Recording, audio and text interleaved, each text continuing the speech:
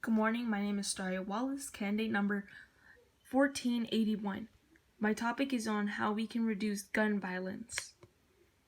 Gun violence has been prevalent for decades. Many of gun violence cases came from gang-related events or as of recently, school shootings. The first school shooting I will talk about is at Dublin Primary School, which was committed by shooter Thomas Hamilton, whose motive for the massacre were never established. The first thing I will be speaking on is the scandal that involved Thomas Hamilton. His grandparents pretended to be his parents, and his mother pretended to be his sister. No one has yet said when Hamilton discovered this truth about his particular family arrangements. His mother, Angus, was born in the legitimate daughter of a widow, Rachel Hamilton. To prevent a scandal, the baby was given away to a childless couple whom were relatives, James and Catherine Hamilton, whom looked after Angus until she was 19 and fell in love with Thomas Watt, a bus driver. They married in Bridgechurch, Glasgow in 1950. On the 10th of May 1952, their son Thomas was born. 18 months later, the father ran off with another woman and the second scandal was hushed up. Effects that the shooting had on his family. His mother stated, "He seemed to get along with everyone I know of. I know he had pictures of boys when they went out camping and things like that, but I never thought he was capable of anything like this." His father stated, I didn't want to know. I had my new family to think about. People who know me know I'm a good man. I don't want to be associated with Thomas Hamilton in any way. I need counseling. His grandfather has been stated to have been humiliated regularly by Thomas by him urinating in his drinks, as claimed, and pushed around. Mr. Hamilton only would say that Thomas wanted everything his own way, and he got fed up with it and left him to it. The two men had not spoken 4 years prior to the shooting.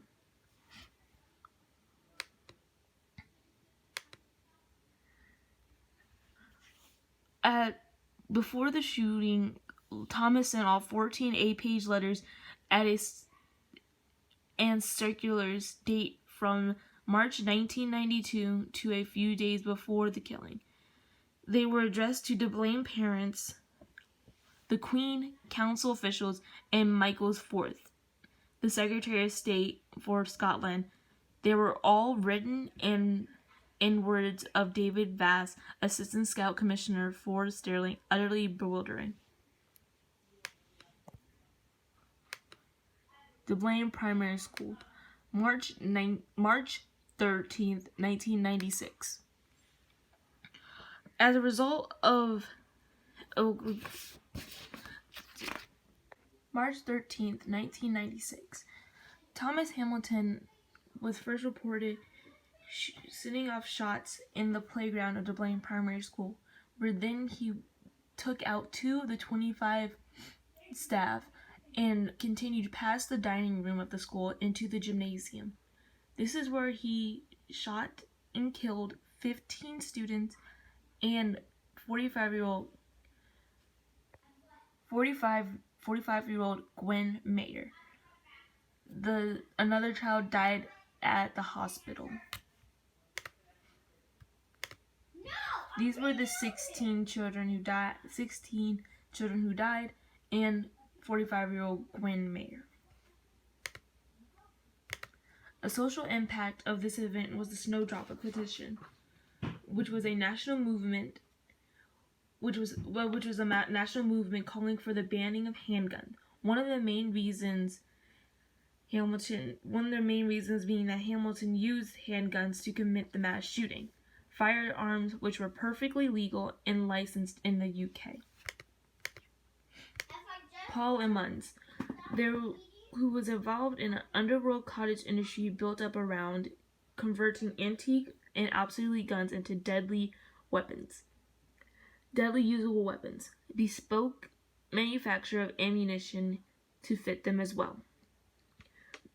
He is now facing crimes for doing so at Birmingham At the Birmingham Crown Court, the 66-year-old was found guilty of conspiracy to supply firearms and ammunition. Emmons was found to have at his home 3 armories where he repurposed weapons and created ammunition for them. With the firearms provided, he used an estimated 100 offenses.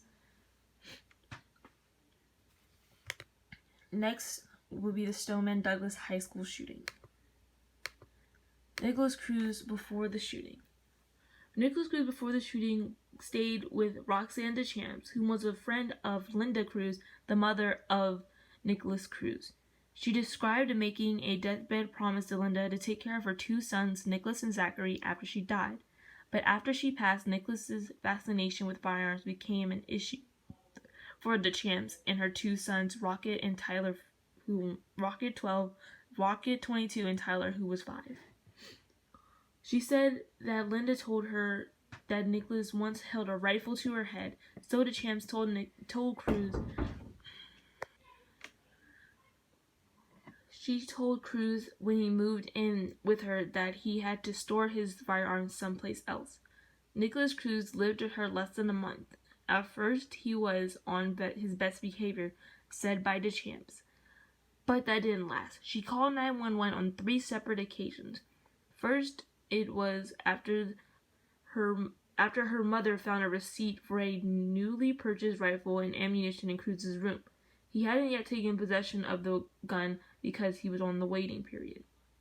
Deschamps wanted the police to prevent him from doing so, but at the time he was 19 years old and was legally able to purchase a gun. Second 911 call came when Cruz was discovered digging a hole in the background, apparently to bury a large gun box that was empty at the time. And in the third instance, she reported Cruz punching walls and punching Deschamps' older son. And she told the police she was afraid that he will return with a gun. She told Cruz that he couldn't live with her anymore, and the last time they spoke was a day prior to the shooting when he asked how his dogs were doing. After the shooting, Nikolas Cruz is kept in solitary confinement at Broward County Jail for his own safety, and he appears to be enjoying himself while in confinement.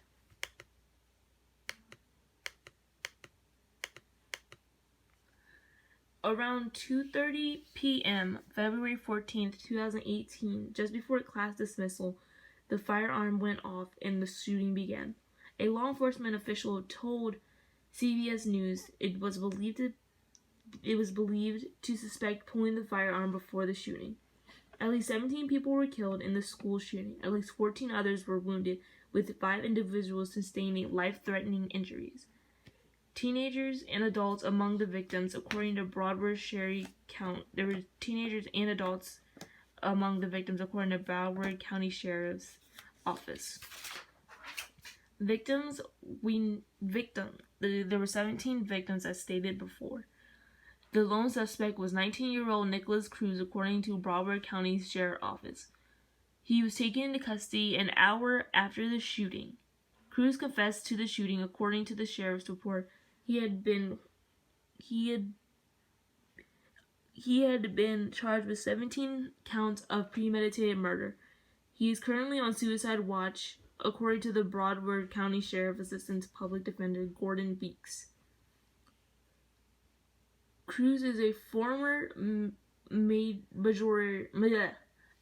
Stoneman Douglas High School student who had been expelled for disciplinary issues, the sheriff said. He did not say why. Cruz is currently enrolled at Broward County Public Schools. Superintendent Robert Rucci said at a press conference on Wednesday. One of the social impacts after Nikolas Cruz's attack on the Stoneman Douglas High School was the March for Our Lives, which was mainly prompting to keep guns away from schools, therefore also not allowing adolescents to be able to purchase guns in the event that they would potentially start a school shooting. This also led to Guilford's Law Center and looking into this march and other marches and to form a petition soon to be placed out, therefore restricting the amount of access adolescents could have to guns. One solution for these school shootings would be background checks. 2 recent studies provide evidence that background checks have significantly curbed gun violence. In one, researchers found that in 1995, Connecticut law required gun buyers to get permits, which themselves required background checks, was associated with 40% decline in gun homicides and 15% drop in suicides. Similarly, when researchers studied for Missouri's 2007's appeal of its permit to purchase law, they found an associate increase in gun homicides by 23%, as well as a 16% increase in suicides. This was provided by Webster and co-author Gorn Wintermute. Thank you for listening, and this is my presentation.